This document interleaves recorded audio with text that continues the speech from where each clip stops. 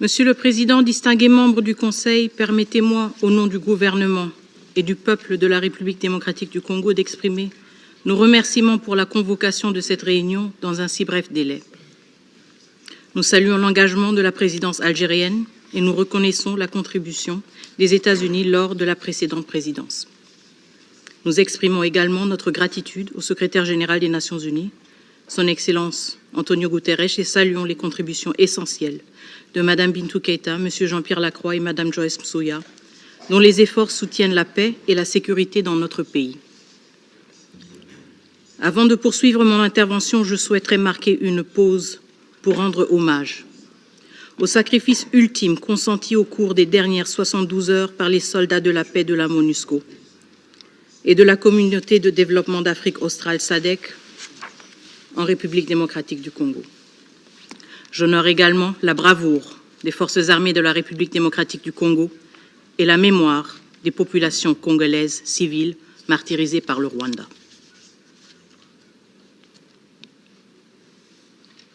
Monsieur le Président, distingués membres du Conseil, l'histoire nous convoque aujourd'hui ici dans cette enceinte où se scelle le destin des nations. Elle ne tolère ni l'indifférence ni l'hésitation. Ce que traverse la République démocratique du Congo n'est pas un conflit parmi d'autres, mais une agression délibérée et méthodique contre un État souverain. Une violation flagrante des principes fondateurs de cette organisation et une atteinte intolérable à la paix et à la sécurité internationale. La République démocratique du Congo attend légitimement de ce Conseil qu'il agisse avec fermeté et diligence pour protéger la paix et la sécurité internationale et imposer le droit international, un pouvoir qui lui est exclusivement conféré par la Charte des Nations Unies. Monsieur le Président, en cet instant même, alors que je me tiens devant vous, une attaque d'une gravité inouïe se déroule sous les yeux du monde. De nouvelles troupes rwandaises ont franchi les bornes 12 et 13 du poste frontalier séparant Goma de Gisenyi, pénétrant sur notre territoire en plein jour, dans une violation ouverte et délibérée de notre souveraineté nationale. C'est une agression frontale, une déclaration de guerre qui ne se cache plus derrière des artifices diplomatiques. À Goma, les forces armées de la République démocratique du Congo, soutenues par les troupes des Nations Unies et de la SADC, défendent la ville et sa population sur plusieurs fronts, avec la bravoure et la détermination que seule la juste et noble cause de défendre son droit légitime d'exister peut insuffler. Mais ce combat ne se limite pas au champ de bataille. Plus de 3 millions de civils, ainsi que des humanitaires, sont pris en otage par les agresseurs, utilisés comme des boucliers dans une stratégie cynique de terreur et de chaos. Les signes ne trompent pas, le Rwanda se prépare à orchestrer un carnage à ciel ouvert, avec une brutalité qui rappelle les heures les plus sombres de notre histoire. Il est impératif que les combats cessent immédiatement. Chaque heure qui passe rapproche notre région d'une tragédie d'une ampleur insoutenable. Nous refusons de voir se répéter le cauchemar de 1996, ce chapitre sombre de l'histoire africaine que nous pensions clos.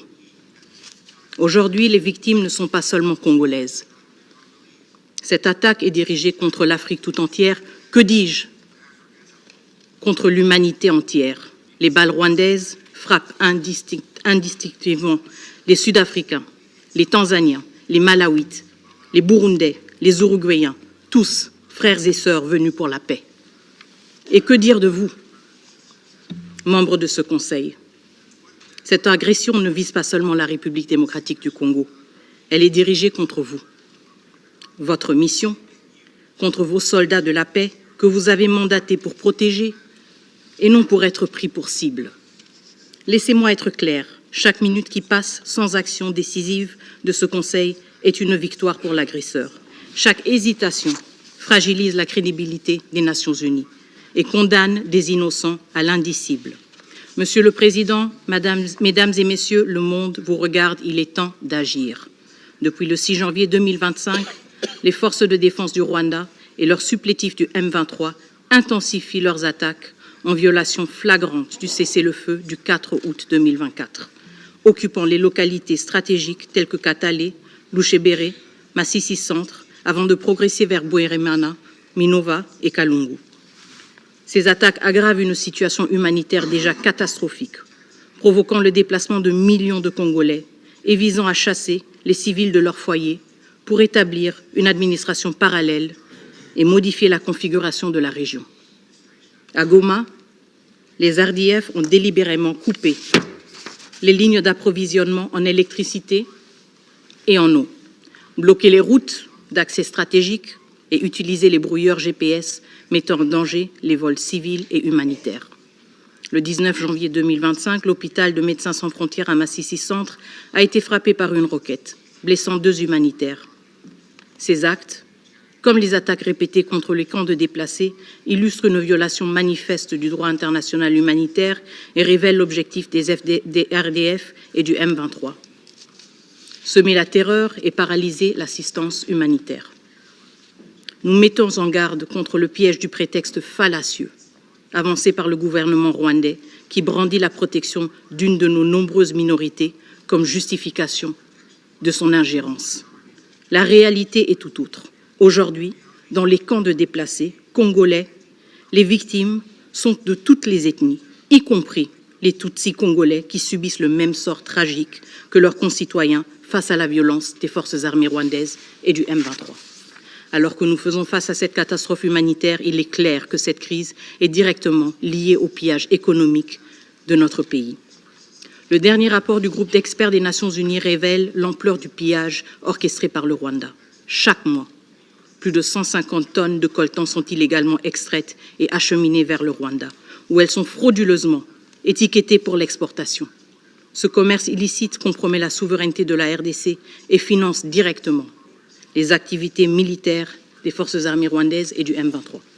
À Rubaya, le site le plus grand d'exploitation de coltan de la région, les RDF et le M23 ont établi une administration parallèle, exploitant nos ressources et imposant leur contrôle sur les populations locales en toute impunité. Ces activités doivent être sanctionnées.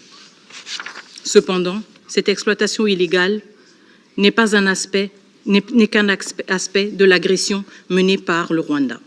Depuis le début de leur campagne de terreur en 2022, les RDF et le M23 ont systématiquement ciblé les forces de maintien de la paix. Le 24 janvier 2025, le général-major Peter Chirimwami Nkuba, gouverneur militaire du Nord Kivu, a été lâchement assassiné par les forces armées rwandaises alors qu'il commandait sur la ligne du front. Le 25 janvier, 9 soldats sud-africains, 3 soldats du Malawi et 1 soldat uruguayen ont été tués dans des affrontements avec le Rwanda et le M23. Un char des Nations Unies a été incendié, marquant un nouveau seuil dans l'hostilité ouverte envers les institutions multilatérales. Par ailleurs, une compagnie de casques bleus tanzaniens à Kanyabayonga reste jusqu'à présent encerclée et coupée de tout approvisionnement par les RDF et le M23. Le dernier rapport du groupe d'experts révèle également l'utilisation par les RDF et leurs supplétifs d'un arsenal sophistiqué. Missiles solaires, mortiers guidés par GPS et missiles anti-chars. Ces violations flagrantes du régime d'embargo sur les armes et le droit international humanitaire menacent gravement la paix et la sécurité de la région des Grands Lacs. Ces 3 dimensions, humanitaire, économique et sécuritaire, révèle une réalité incontestable.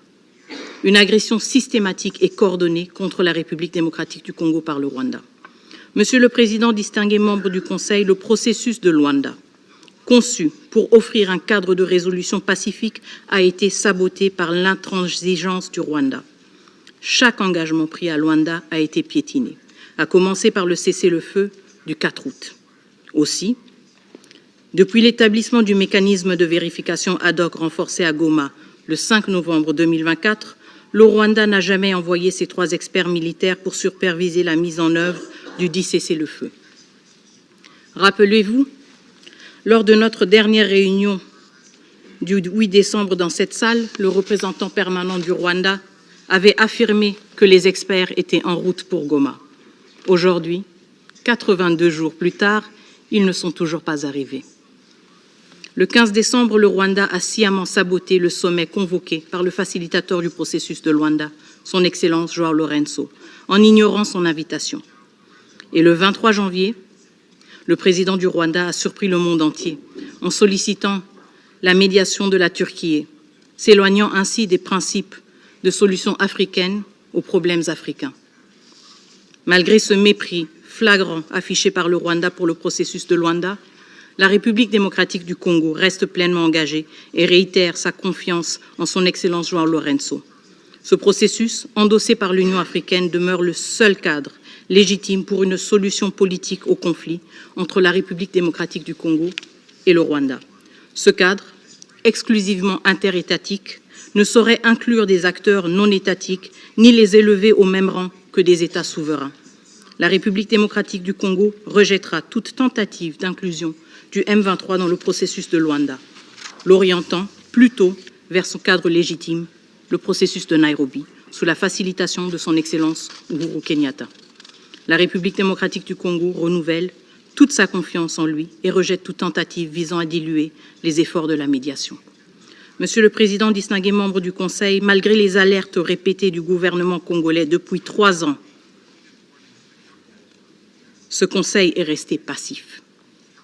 Ce Conseil ne peut se contenter de déclarations de préoccupation ou de rester simplement saisi de la question. Son mandat, son devoir est de protéger la paix et la sécurité internationale, de défendre la vie humaine sans distinction d'origine, de race, de religion ou de genre. Ce Conseil est le garant de l'espoir et de la foi en des jours meilleurs, des jours de paix, de développement et de prospérité.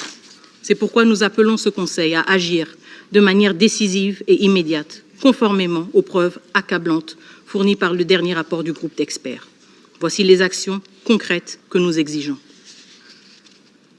Le Conseil de sécurité doit ordonner immédiatement la fin des hostilités par le Rwanda et exiger le retrait immédiat des troupes rwandaises présentes sur le territoire congolais.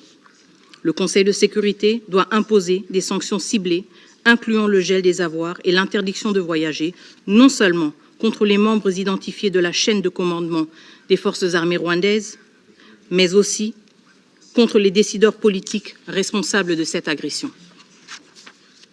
Le Conseil de sécurité doit imposer un embargo total sur les exportations de tous les minerais étiquetés comme rwandais, en particulier le coltan et l'or, afin de mettre fin à l'exploitation illégale des ressources naturelles de la République démocratique du Congo. Le Conseil de sécurité doit révoquer immédiatement le statut du Rwanda en tant que contributeur de troupes aux missions de paix des Nations Unies. Il est inconcevable que ce même pays qui contribue aux missions de la paix des Nations Unies est celui qui participe maintenant, activement, directement, aux attaques contre des soldats de la paix. Le Conseil de sécurité, finalement, doit instaurer un régime de notification systématique pour toute vente et transfert d'armes au Rwanda par les États membres ou des entités privées. Cela garantira que ces armes ne soient pas utilisées pour équiper des groupes armés sous embargo tels que le M23. Monsieur le Président, distingués membres du Conseil, ce Conseil est à un tournant majeur. L'indécision et l'inaction ne peuvent plus être tolérées face à une crise qui menace de plonger notre pays et la région dans un chaos absolu. Chaque jour de retard alimente l'agresseur et affaiblit les principes mêmes qui fondent cette organisation. Nous appelons donc ce Conseil à utiliser pleinement l'ensemble des dispositions et mesures prévues par le chapitre 7 de la Charte des Nations Unies afin de préserver la paix et de protéger la souveraineté de la République démocratique du Congo. Le peuple congolais nourrit une aspiration profonde, celle de vivre en sécurité, de bâtir un avenir prospère et de contribuer activement aux côtés des nations du monde à un ordre international fondé sur le respect du droit et des principes de justice. Cette aspiration ne sera pas étouffée. Nous vous demandons d'écrire une nouvelle page de courage et d'engagement, une page où les valeurs du multilatéralisme et de solidarité priment sur l'indifférence et le calcul. L'histoire se souviendra de vos décisions aujourd'hui, comme elle se souviendra de notre lutte incessante pour la paix, la dignité et la souveraineté. Et à ceux qui oseraient justifier l'injustifiable, nous disons ceci, il n'y a aucune place dans ces salles dédiées à la paix mondiale pour des discours qui cherchent à excuser le péché impardonnable de sacrifier des vies innocentes. Le respect dû aux centaines de milliers de vies en jeu exige le silence face à l'évidence. Face à l'adversité, le peuple congolais se distingue par une résilience, une dignité et une détermination qui imposent le respect. Ce courage exemplaire, porté par le désir de vivre en sécurité, de bâtir un avenir prospère et de contribuer à un ordre international juste, témoigne de la grandeur du Congo. Cette force inébranlable ne sera jamais brisée. Aujourd'hui, il n'y aura pas de réfutation.